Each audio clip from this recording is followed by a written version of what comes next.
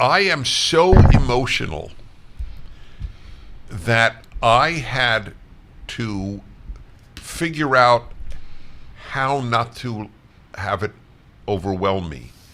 Wow. Yeah, I know it is a wow because I'm so rational. And I'll give you an example.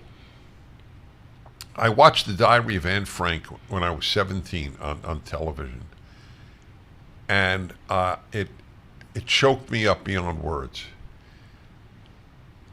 And I said, how am I going to deal with this? I'm overwhelmed with sadness about the Holocaust. And not just the Holocaust, evil and unjust suffering generally. And so what I decided already in high school, I made most of my big decisions in high school, interestingly. I decided that what I would do is channel my emotions into action. And that way, I feel I'm doing something about what I feel so strongly about. Does this all make sense? Absolutely.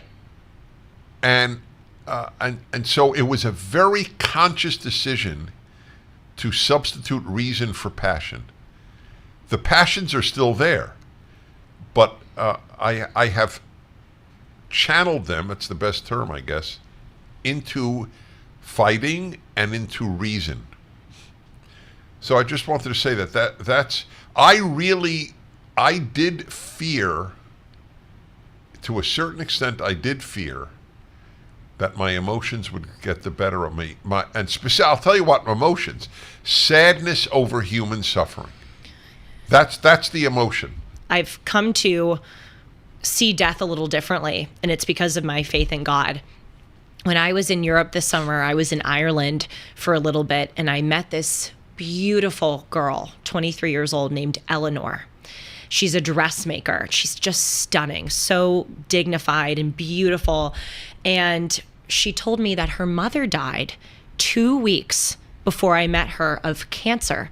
And she handed me a little prayer card, which is very common in Ireland to have a little prayer card of her mother. And she had these tears sitting on the edge of her eyes, her beautiful blue eyes. And I was just so captivated by her because she never let them fall down, but you could just see her heart was broken. And I said to her, Eleanor, how are you functioning right now? How are you leaving your house? How are you out in the world after your mother died? And she said, my faith. And I said, what do you mean by that? And she told me that a priest came in to the hospital with her mother shortly before her mother passed. And the priest sat down with her mother and said, I know that this is terrifying and deeply sad for you, that you're going to leave your family and you want to watch your kids grow up and continue living your life. But this priest said to her, the human lifespan is so short. Think about the span of eternity. Think about all of the thousands of years that human beings have been on this earth. And then we each individually come for 50 to 70 years. Let's hope 50 to 100 years. And this priest said, that is a blip on the radar screen of time. That is our earthly minds can't conceptualize it, but it is a tiny, tiny bit of time in the span of eternity. And this priest said to her, it will be faster than the speed of light in the span of time until you're reunited with your family again. I believe that. I really believe that too. Yeah. And it was this girl telling this to me, and I could see that she really believed it. And it was what allowed her mother to have peace in her death. It was what allowed her to have peace through her mother's death. And that permanently changed the way that I view it. Is that how you view it? Oh, totally. I said my sanity preserver is the afterlife. Well, I not just for my reconnection with loved ones, that God judges the bad and rewards the good. That's my sanity. That's what I meant by my sanity keeper, not just my resurrection or right. whatever it will be.